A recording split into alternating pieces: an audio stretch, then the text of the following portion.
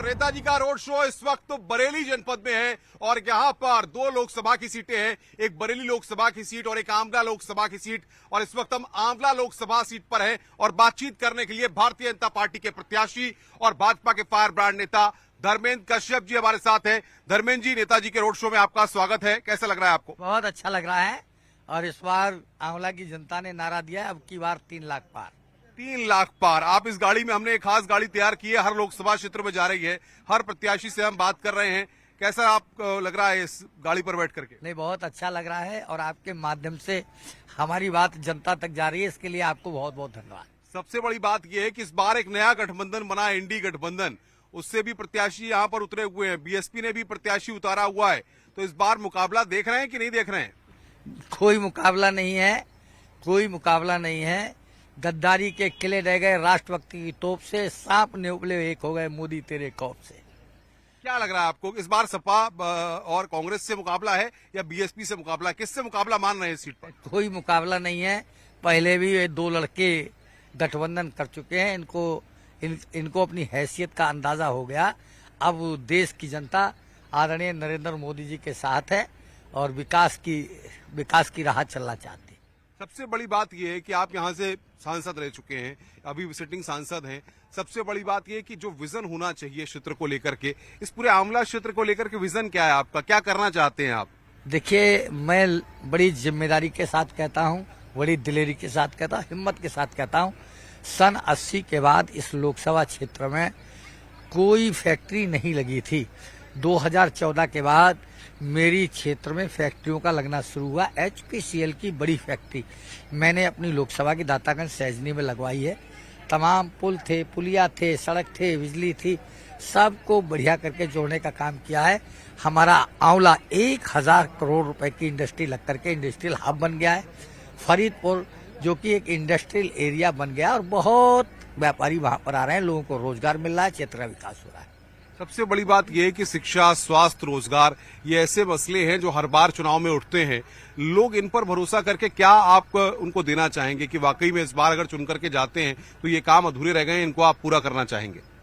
निश्चित तौर पर जो पिछड़े हुए क्षेत्र हैं, जहाँ कहीं स्कूल और कॉलेजों की कमी है, हमने डिग्री कॉलेज भी बनवाने का काम अपने उसावा में किया है। पिछड़ा क्षेत्र है, हमने बिथरी चैनपुर के उमरसिया गांव में इंटर कॉलेज बनवाने का काम किया है। हमने फरीदपुर में ITI बनवाने का काम किया है। और जो पिछड़े हुए क्षेत्र हैं उनको चिन्हित करके, जहां डिग्री कॉलेज है वहां डिग्री कॉलेज का हमारी प्रस्तावना है, जहां इंटर कॉलेज है वहां इंटर कॉलेज की प्रस्तावना है, जहां हाई स्कूल है वहां हाई स्कूल की, हमारे सारे कुछ एजेंडे में। किसानों का मसला यहाँ देखते हैं, बरेली में चावल की खेती बड़े स्तर पे होती है, आंवला क्षेत्र में भी खेती किसानी बड़े स्तर पे है, तो उनको क्या संदेश आप देना चाहेंगे, क्या मैसेज देना चाहेंगे? निश्चित तौर पर मोदी जी किसानों की आमदनी को दोगुना करना चाहते हैं और हमारे क्षेत्र में जो रामगंगा परियोजना है वो लगातार उसका कार्य चल रहा है। रामगंगा से लेकर के बदायूं नहर परियोजना, उस पर काम चल रहा है और पूरे किसानों को जब पानी मिलेगा तो उनके चेहरे पर खुशहाली आएगी। लगता है जब चुनाव आता है तो नेता हिंदू मुसलमान करने लग जाते हैं, जात पात की बात होनी शुरू हो जाती है। सवाल यहाँ पर यह, जब विकास के नाम पर वोट मांगा जाता है तो जात पात का खेल क्यों खेला जाता है? हम जाति के आधार पर राजनीति नहीं करते, धर्म के आधार पर राजनीति नहीं करते, हम व्यक्ति के आधार पर राजनीति नहीं करते, बल्कि जो जरूरतमंद है उनकी जरूरतें कैसे पूरी हो। और आप देखेंगे कि मोदी जी ने सबका साथ और सबके विकास की जो बात कही और सबके विश्वास की जो बात कही, अगर हमने गैस का सिलेंडर सुनीता को दिया है तो सलमा को देने का काम किया, अगर हमने किसान सम्मान निधि रामलाल को दी है तो रमजानी को देने का भी काम किया। हम कोई धर्म, जाति, वर्ग के आधार पर राजनीति नहीं करते। सबसे बड़ी बात यह कि प्रधानमंत्री मोदी ने भी रैली की, उसमें भी बड़ी संख्या में युवा जुटे। युवाओं को आप क्या मैसेज देना चाहेंगे? नए मतदाता भी बड़ी संख्या में जुड़े हैं आंवला में। बिल्कुल, हम कहना चाहेंगे नए भारत का निर्माण है, ये नए भारत का निर्माण है। 10 वर्ष का ये परिणाम, सेवा, सुशासन और गरीब कल्याण। जो युवा हैं वो नए भारत की ओर कैसे बढ़े। आप देखेंगे 2014 से पहले एक ग्रामीण भारत था, एक शहरी भारत था। गांव के लोग शहर की तरफ पलायन करते थे, गांव के लोग शहर की तरफ पलायन ना करें, उन सुविधाओं को उनको जमीनी स्तर पर दिया जाए, ग्रामीण स्तर पर दिया जाए।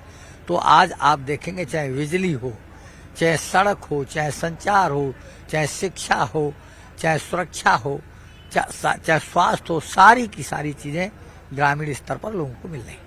आंवला में अभी विजन क्या है आगे को लेकर के कि आंवला की पहचान और अंतर्राष्ट्रीय स्तर पे हो या वहां की जो चीजें हैं उनको एक अलग पहचान मिले, वहां के लोग अलग तरीके से जाने जाएं, क्योंकि बरेली का जिक्र होता है लोकसभा सीट का, लेकिन आंवला की लोकसभा सीट को लोग उतना नहीं जानते हैं, उतना नहीं समझ पाते हैं। देखिए, निश्चित तौर पर आंवला में एक बड़ी इफ्को की इंडस्ट्री लगी हुई है, लगातार वहां पर लोग पहचान हो रही है। 5